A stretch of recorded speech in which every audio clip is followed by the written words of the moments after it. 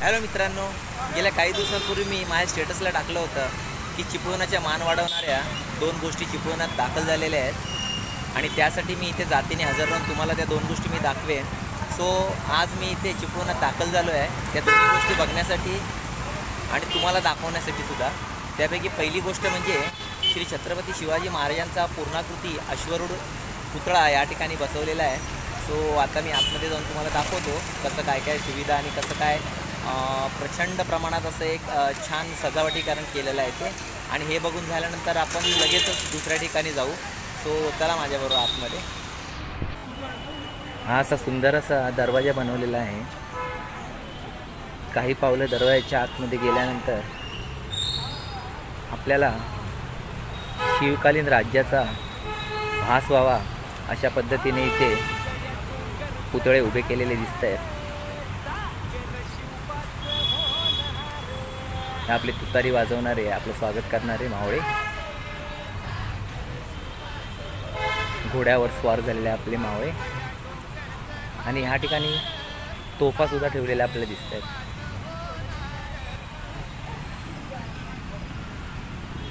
अतिशय देखणं असं हे हत्तीचं रूप, त्याच्यावरती माहूत बसलेलं आहे आणि हे असं दोन्ही बाजूला केलेलं आहे आणि त्याच्यामध्ये आपले राजे, आपल्या महाराष्ट्राचा बाप श्री छत्रपती शिवाजी महाराज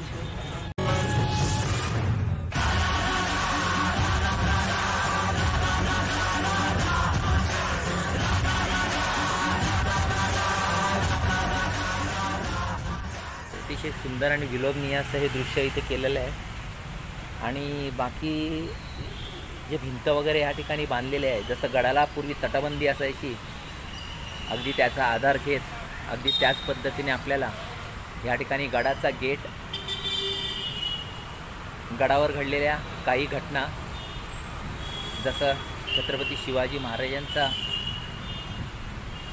त्यांनी स्वराज्य स्थापन करण्यासाठी घेतलेली शपथ, तसेच अफजल खानाचा काढलेला कोथळा, अतिशय सुंदर असं हे चित्र या ठिकाणी आपल्याला दाखवलेलं आहे. अगदी इतिहासाची आठवण व्हावी असा हा गेट वगैरे आहे. आणि हे आपले छत्रपती शिवाजी महाराज.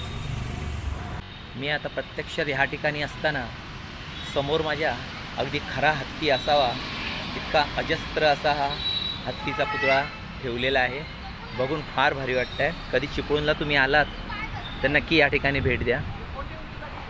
मी फक्त कॅमेऱ्यातून तुम्हाला हे दाखवू शकतो. मी स्वतः सेल्फी किंवा फोटो घेऊ शकत नाही, कारण आपली ती उंची नाही आहे शिवाजी महाराजांसोबत सेल्फी घ्यायची.